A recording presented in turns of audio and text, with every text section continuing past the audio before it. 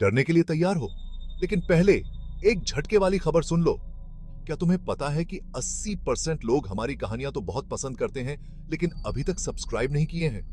हाँ, बिल्कुल सही। अगर तुम भी उन 80% में से हो, तो हमारी एक छोटी सी गुजारिश है। बस नीचे स्क्रॉल करो और सब्सक्राइब बटन दबा दो, और साथ ही बेल आइकॉन भी दबा दो, ताकि हमारे नए डरावने अपलोड्स कभी मिस ना हो।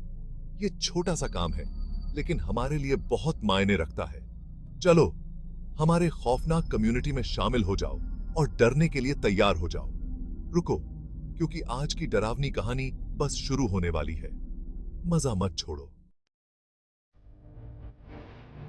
एक घने जंगल में, जहां पेड़ों की जड़ें और अंधेरा छाया रहता है, ब्लैक गेट जेल के खंडहर थे। ब्रिटिश राज के जमाने में बनी यह जेल निराशा की निशानी थी। यहाँ की ठंडी और सीलन भरी कोठरियों में देशभक्तों और क्रांतिकारियों को कैद रखा जाता था। यह जेल क्रूरता की एक जीती जागती मिसाल थी। आजादी के बाद से ही ब्लैक गेट को छोड़ दिया गया था। स्थानीय लोग इस जेल का जिक्र डर और श्रद्धा के मिश्रित भाव से करते थे। वो लोग उन कैदियों की आत्माओं के बारे में फुसफुसाते थे जो यहां कैद थीं।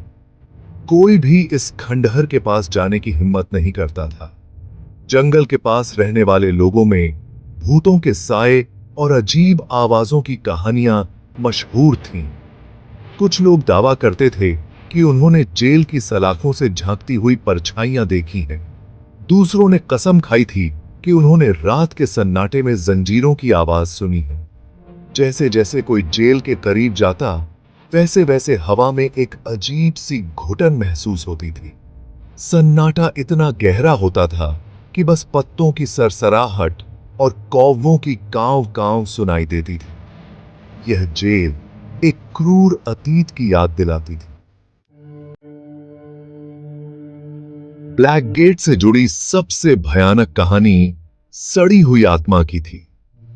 वो एक महिला थी, आजादी की लड़ाई में एक राजनैतिक कैदी। उसका असली नाम समय के साथ खो गया और उसकी जगह एक खौफनाक नाम ने ले ली। वह महिला एक तेज तर्रार वक्ता थी, अंग्रेजों के गले में फांस। उन्होंने उसे ब्लैक गेट में कैद कर दिया। वे उसका हौसला तोड़ना चाहते थे, लेकिन वह अडिग रही।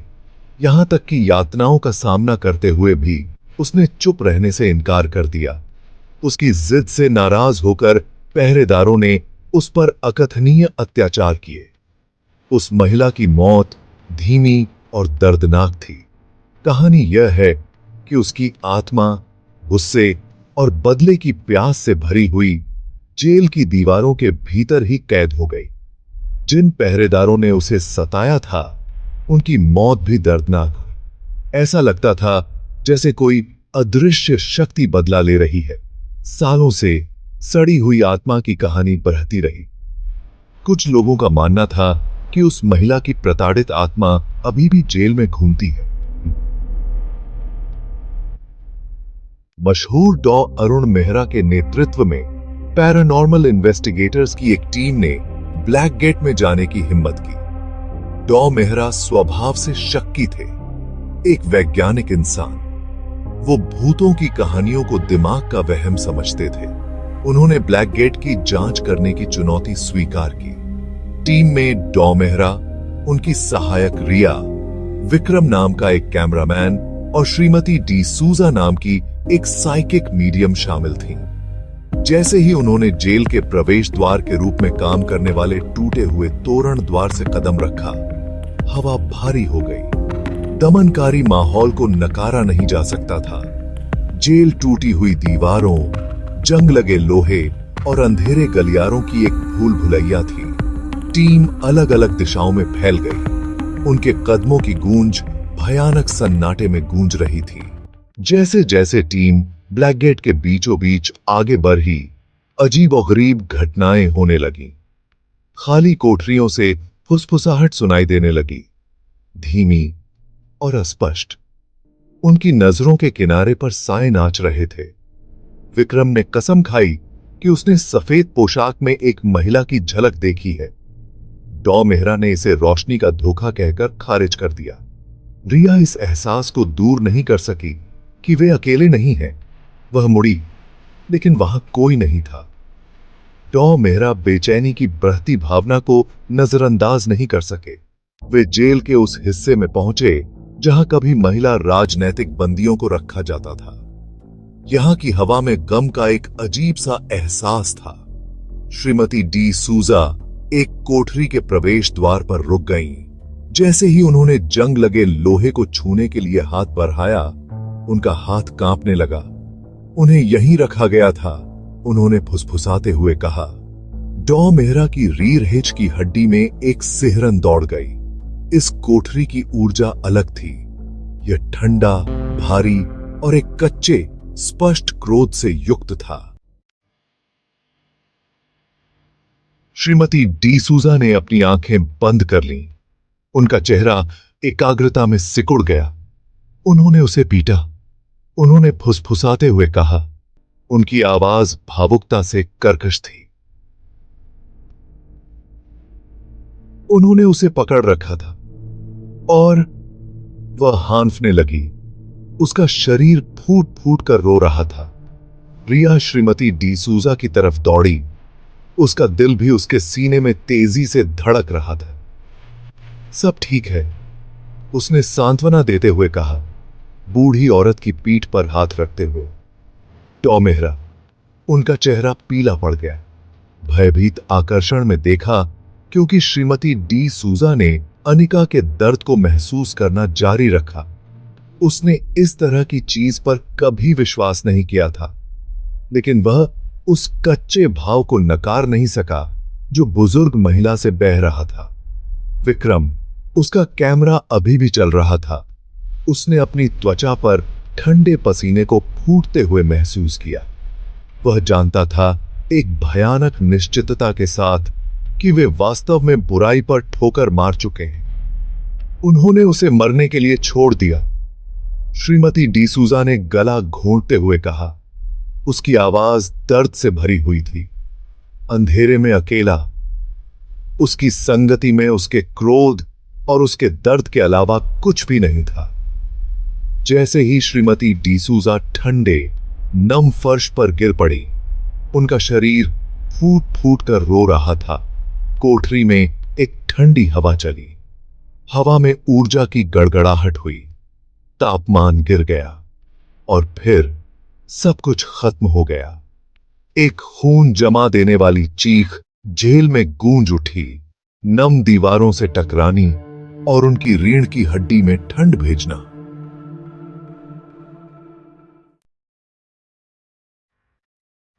कोठरी में परछाइयां गहरी हो गईं, घूमते हुए और एक भयानक रूप में बदलते हुए।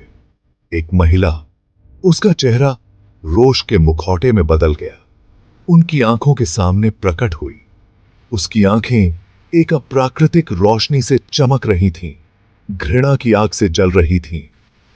तुम कीमत चुकाओगे, वह चिल्लाई। उसकी आवाज एक कर्कश आवाज थी जो उनके विवेक पर पंजे मारती हुई प्रतीत होती थी। टॉम मेहरा, उनका संदेह चकनाचूर हो गया।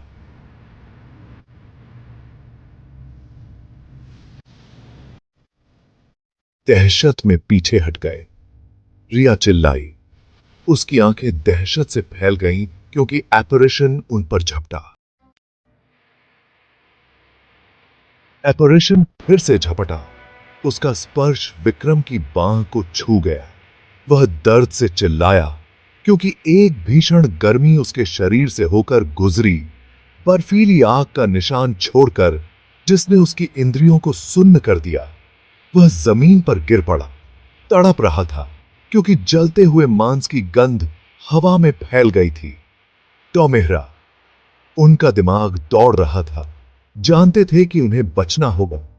यह अब मिथकों को खत्म करने के बारे में नहीं था, यह जीवित रहने के बारे में था। उसने रिया का हाथ पकड़ा और उसे सेल के दरवाजे की ओर खींच लिए, लेकिन यह हिला नहीं। ऐसा लग रहा था जैसे कोई अदृश्य शक्ति उसे बंद रख रही हो। हमें यहां से निकलना होगा, वह चिल्लाया। उसकी आवाज उसके दिल की धड़कन के ऊपर मुश्किल से सुनाई दे रही थी। उसने अपना सारा जोर दरवाजे पर लगा दिया, लेकिन वह हिला नहीं। यह ऐसा था जैसे उन्हें एक मकबरे के अंदर बंद कर दिया गया हो। अराजकता के बीच श्रीमती डिसूजा अपने पैरों पर खड़ी होने के लिए संघर्ष कर रही थीं। उनकी निगाहें क्रोधित आत्मा पर टिकी हुई थीं। अनिका, वह चिल्लाई। उसकी आवाज कांप रही थी, लेकिन दृढ़ ठीक थी। खींचे थी। हम आपको सुन रहे हैं। हम आपका दर्द समझते हैं, लेकिन आप उन्हें चोट नहीं पहुंचा सकती। जो हुआ उसके लिए वे जिम्मेदार नहीं हैं। एपरेशन थम गए। उसकी चमकती आंखें झपक रही थीं, मानो भ्रम में हो। वे सब एक जैसे हैं, वह चिल्लाई। उसकी आवाज जेल में गूंज रही थी। वे सब दोषी हैं। नहीं, अनिका, श्रीमती डिसूजा ने कहा। उनकी आवाज करुणा से भरी हुई थी। वे एक जैसे नहीं हैं। वे यहां आपकी मदद करने के लिए हैं, आपको शांति पाने में मदद करने के लिए। वे आपकी कहानी बताना चाहते हैं, यह सुनिश्चित करना चाहते हैं कि आपके साथ जो हुआ वह फिर कभी ना हो। अनिका डगमगा गई। उसका रूप टिमटिमा रहा था, मानो दो दुनियाओं के बीच फंस गया। उसकी आंखों में क्रोध थोड़ा कम होता हुआ प्रतीत हो रहा था। उसकी जगह अनिश्चितता की एक झिलमिलाहट ने ले ली। आपकी कहानी बताई जानी चाहिए, अनिका, डॉमेहरा ने कहा। उनके अंदर उठ रहे आतंक के बावजूद उनकी आवाज आश्चर्यजनक रूप से स्थिर थी। हमें आपको शांति पाने में मदद करने दीजिए। अचानक श्रीमती डिसूजा के दिमाग में एक नाम आया। आत्मा की दुनिया से उन्हें फुसफुसाया गया एक नाम। यह लेफ्टिनेंट विलियम डेविस था, है ना? उसने कहा। उसकी आवाज उदासी से भरी हुई थी। वही था जिसने तुम्हें प्रताड़ित करने का आदेश दिया था। वही था जिसने तुम्हें मरने के लिए छोड़ दिया था। अनिका पीड़ा में चिल्लाई। आवाज झेल में एक शारीरिक शक्ति की तरह फाड़ रही थी। कोठरी ठंडी हो गई। सड़ांत की गंध से हवा घनी हो गई। एपरेशन हिंसक रूप से झिलमिलाता था। उसका रूप उरावल होने की धमकी दे रहा था। वह भुगतान करेगा, अनिका चिल्लाई। उसकी आवाज जहरीली नफरत से भरी हुई थी। वह वैसे ही कष्ट उठाएगा जैसे मैंने उठाए थे।